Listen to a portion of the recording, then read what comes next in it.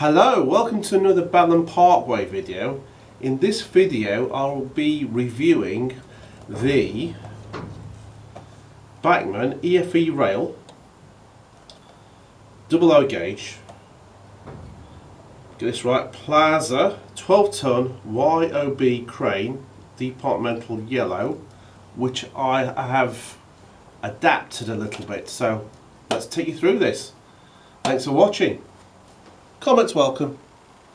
Okay, I've got this very well detailed new model.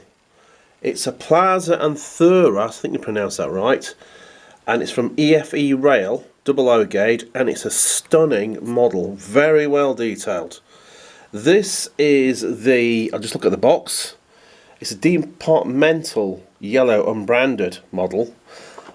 I'm going to make some alterations to this because I couldn't get the one that was just Departmental, so I'm going to get some transfers and add the red British Rail logo onto the side there. The other thing I looked at, obviously got these helmet signs for the safety signs at work. Now I thought these came in 1996 with the Signs and Signal Act UK. No, they were in before that. I think what happened with the Signals Act is all uniform signs, so these were around. Apparently this machine is now preserved, and it was introduced in the late 70s and was in operation until the 90s, mid-90s I think, or early 90s.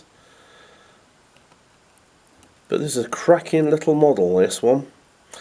I'm going to get it weathered, it's too clean. It's not motorised, it'd be great if it was, but obviously more expensive. I got this from Alexander Palace at the show. I looked at them before and thought, is it worth it? I'm glad I bought it now. It was on a whim, but there's not many yellow vehicles around from the British Rail period, and I think this suits my layout. So let's just go around it. It's got the individual gates and stuff and railings. It's not, the jib here is not, you can't extend it or move it around, anything like that. It is fixed in place. Be great if you had lights in there and sound and a motor, but obviously that'll probably be about £200–300. They may do it one day, we'll see. So at the front you've got the lights, which don't work obviously, and these here apparently were lights when it was in operation, like a warning lights if you like for staff and the workers on the railway. You've got the cab there, and I'll just turn it around for you. So I've just turned that round. See the end, you've got the exhaust is here where the engine is. I think this is a fuel or barrel for something. It's very well detailed, and the logos and everything on there, the transfers are very, very good. The markings, it's even got the warning sign here for overhead wires. I'm very impressed with this. That's the back end. It does need weathering though, it's too clean. I think the preserved one's clean, but this is a working one. So it's my first EFE Rail purchase. I've got some on the layout, but they're not mine. Some Nasco wagons. But this is a first proper yellow permanent way, if you want to call it, or construction, or whatever, yellow vehicles. Which you do see, or did see, on British Railways. Yeah, the markings are depicted really well. But again, I'm going to put the red logo on there, the BR logo, which you still see today. 12 tons, and it's ready for weathering. Now I paid £81 for this Alexandra Palace model railway show. Yeah, it's a lot of money, but things have gone up. They've gone up quite considerably. Now, seeing this at the TMC store while I was there, they had weathered it for, altogether, it was £121, I think. And I thought, you know what, I could save quite a bit of money weathering it myself. So, let's start. Okay, I've applied the transfers. These are from screenprintdigital.com, and I got them off eBay for about £6.50 or something like that. So I put the first one here, the red British Rail Maintenance Depot logo, or Maintenance Department, on the side there. And I'll just turn it round.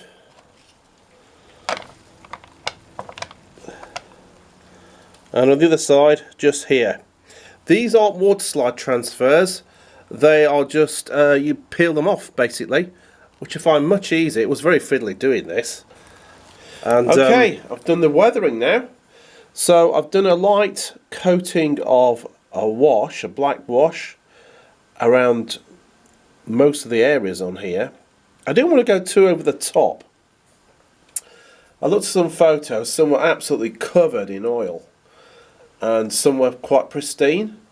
So I go in between the two really. So I've done a coating of the wash, and it's just gone in the crevices, as I say, here, and down a little, I think it's a battery compartment or tool compartment down here, little rain wash on there.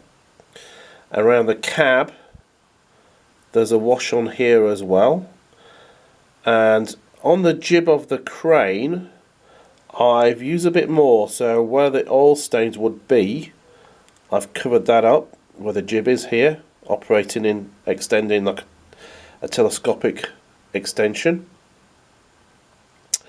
Around this bit here I noticed on some old photographs on the internet it was very oily, so I put some more oil colour there, and also a slight blue grey wash where the oil's dried up. So I've done that around here. Also, if I can just focus in, if I can get it, it might be a bit blurry, just show you if I can. This box here, I looked at the photographs, I thought they've missed this out. There was a little silver bits on the hinges, and that was just moulded in yellow. So I've actually, with a cocktail stick, touched those up and weathered round the other side. And it seems to work. That it's just little things you notice where you thought they've missed that. That's fine, I've done it now, so that's good. But yeah, weathering makes such a difference. I've done a bit of weathering on the painted trims here, on the wheels, on the bogies, but I've left a bit there because I quite like that. Around the brake, I think this is a brake part here, did a bit of weathering there, and I'll take you around the other side. Okay, on the back here, I don't know if you can pick it up in this light. In fact, I think it's shining too much, so we can get it. But there you go. On this boot bit here, I don't know what they call this, but I've done a slight corrosion speckly, freckly type thing, which I saw in a photo. Again, I've used the tip end of a cocktail stick in some earth colour paint to give that oncoming erosion colour, and weathered that as well. And on the back there, weathering. Actually, these lights are bright, so it might not pick it all up, but it is there.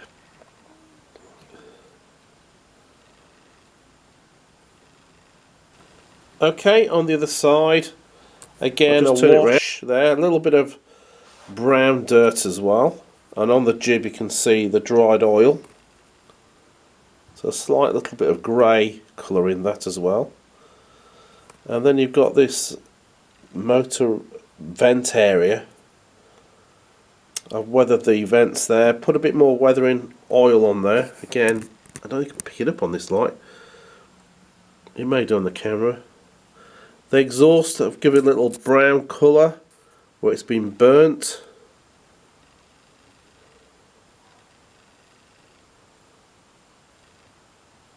And on the drum here, a bit more weathering, and on the jib this area here as well, the winch, sorry, not the jib. Again, the other side of the jib, more dirt, more oil.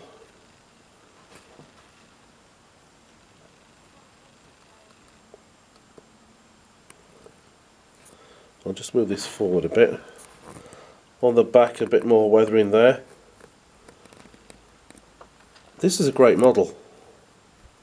I think I've done enough there. I say it might come out brighter on the camera. It's actually quite a bit of weathering on there, but I didn't want to go over the top.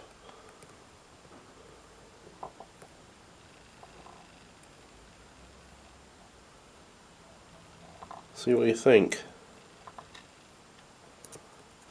I noticed on one of the photos of this, don't know what period it was, there was a warning stripe on this bit. I thought, shall I do that? I thought, no, I better leave that. Whether it was changed later or earlier, it was just like that, but that might have been updated in the future.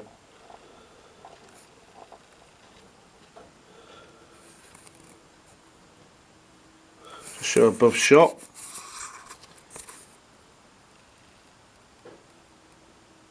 So I didn't want to go too over the top on the weathering, but I can see the corrosion a bit better on there in the pack.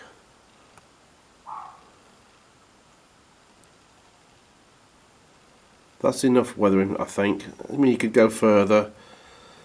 I like that as the way. Sorry, I like that the way it is.